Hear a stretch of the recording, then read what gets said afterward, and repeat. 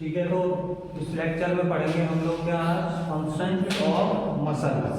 ठीक है, ये लास्ट आपका टॉपिक है मसल्स वाले पोर्शन में।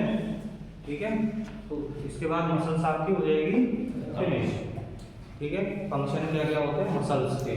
ठीक है, इसमें हर तरह की मसल्स आ गई आपकी, स्केलेटल मसल, कार्डियक मसल और स्मूथ मसल। इन सब के मिला के फंक्शंस क्या क्या होते हैं। ठीक है, और इसके बाद जो आपका आएगा वो आएगा कनेक्टिव टिश्यू, वो हम नेक्स्ट लेक्चर में उसको कवर करेंगे। ठीक है, तो देख लेते हैं सारे टाइप की जो मसल्स होती हैं, तीनों टाइप की जो मसल्स होती हैं उनके क्या क्या फंक्शंस होते हैं। जैसे कि पहला है इसमें लोकोमोटर फॉर वॉकिंग। जैसे मैं यहाँ अभी टहल रहा हूँ तो मुझे स्केलेटल मसल्स की जरूरत पड़ रही है। ठीक है, वही क्या कर रही है, मेरी बोन्स को मूवमेंट करा रही है, लोकोमोशन एक्टिविटी करवा रही है, हेल्प कर रही है, असिस्ट कर रही है मेरी बोन्स को। ठीक है, तो पहला इसका ये हो गया, कौन करा रहा है, स्केलेटल मसल्स। उसके बाद आता है आपका रेस्पिरेटरी, यानी कि आपको आगे भी पढ़ने को मिलेगा रेस्पिरेटरी सिस्टम वाले चैप्टर में। जो आपका डायफ्राम मैंने बताया था, जो आपकी रिब्स के जस्ट नीचे होता है यहाँ पे। ठीक है, एक तरह की क्या होती है, मसल होती है। क्या होती है, मसल।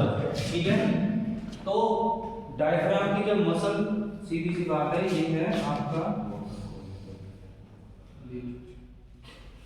इस तरह से, ये क्या है आपके लंग्स। ठीक है, ये है आपकी डायफ्राम। ठीक है, डोम शेप की होती है ये है आपका डायफ्राम। ठीक है, अब अगर सांस अगर आप ले रहे हो, इनहेल कर रहे हो, तो ये क्या होंगे, बाहर की तरफ फूलेंगे। ठीक है, इनको चाहिए क्या, स्पेस चाहिए। तो स्पेस कौन प्रोवाइड करेगा, ये डायफ्राम। ये क्या होगा, नीचे की तरफ हो जाएगा, डाउन हो जाएगा, फ्लैट हो जाएगा। ऐसा हो जाएगा, ये ऐसा है, फिर ये ऐसा हो जाएगा। ठीक है, अब आपको एयर क्या निकालनी है, बाहर निकालनी है, बाहर निकालनी है। ठीक है, एयर बाहर निकालोगे तो ये लंग्स क्या होंगे आपके, कॉन्ट्रैक्ट होंगे, पिचकेंगे। भाई गुब्बारे में से हवा निकलती है तो क्या होता है, वो पिचक जाता है। गुब्बारे में हवा भरनी होती है तो वो फूल जाता है, ज्यादा एरिया घेरेगा, पिचक जाएगा। ठीक है, तो ये नॉर्मल शेप तो इसकी है। तो जब ये फूलेगा, जब आप सांस या एयर को इनहेल करोगे तो ये इस शेप में आ जाएगा। ठीक है, ये इनहेल वाली शेप में आ जाएगा। और जब आप एक्सपेल करोगे, एयर को बाहर निकालोगे, तो फिर से ये दोबारा इसी पोजीशन में आ जाएगा। समझ में आ गया इसका काम कैसे होता है डायफ्राम का।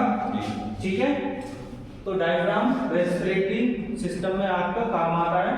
ठीक है, सांस लेने में फायदा करता है। आपने देखा होगा कई बार यहाँ धमक लग जाती है, बहुत जोर से चोट लगती है, तो क्या होता है, सांस लेने में क्या होता है, प्रॉब्लम होने लगती है।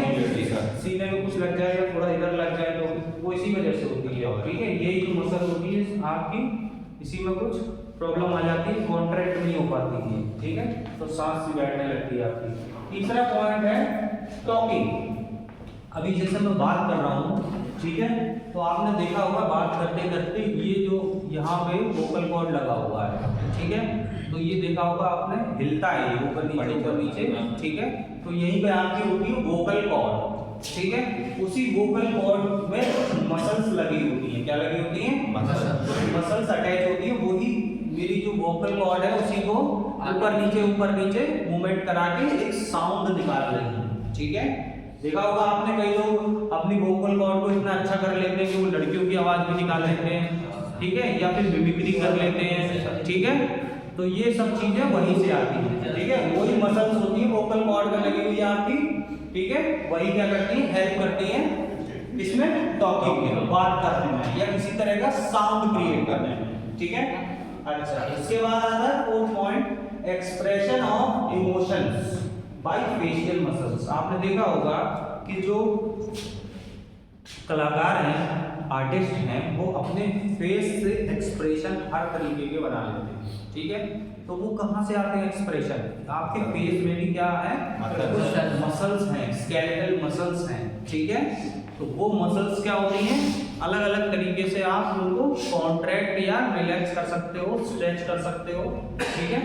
तो उसी तरीके से आप अपने फेशियल एक्सप्रेशन बना सकते हो, ठीक है। तो एक्सप्रेशन का भी फंक्शन है, ठीक है, इमोशंस को एक्सप्रेस करना बाय फेशियल मसल्स, ठीक है। चलिए उसके बाद आता है फिर proportion of food in GI tract is by smooth muscle. जैसा कि मैंने आपको प्रीवियस लेक्चर में भी बताया था कि जो फूड आप लेते हो यही करते हो, एक तो उस पर ग्रेविटी लग रही है, ठीक है, ग्रेविटी लग रही है, और ठीक है प्रोपर्शन हो रहा है उसमें। फूड जो क्या है जीआईटी में आपका एक से दूसरी जगह, दूसरे से तीसरी जगह, ईसोफेगस से स्टमक में, स्टमक से स्मॉल इंटेस्टाइन, लार्ज इंटेस्टाइन, इस तरह से मूवमेंट करते हुए और स्टूल्स के रूप में कन्वर्ट होकर बाहर निकल जाता है। तो ये जो एक्टिविटी है इसकी फूड को एक जगह से दूसरी जगह ले जाने की, ये कौन करता है? आपकी स्मूथ मसल्स, ठीक है। आपने देखा होगा कि हम लोग अगर चाहें कि हम फूड यहाँ तक पहुँच गया हमारे, तो क्या हम उसको दोबारा निकाल के चबा सकते हैं? नहीं, ठीक है। तो वो स्मूथ मसल इनवॉलेंटरी होती है, ठीक है। उसके बाद आता है आपका pumping of blood bye cardiac muscle. अब ब्लड को पंप करने का काम किसका? हार्ट का।